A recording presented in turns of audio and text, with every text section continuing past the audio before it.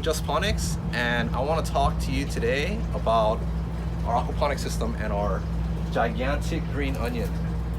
So in our last video, a while back, we added some small green onion into our aquaponic system from some green onion that we bought from the store. They started out about this small, and now they're huge. They survived the beginning of the crisis, and they're growing even bigger. It's summer right now, so look at them. They're gigantic. They're even bolting and seeding. So green onion seeds.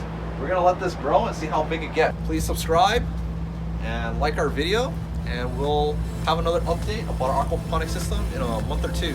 Thanks.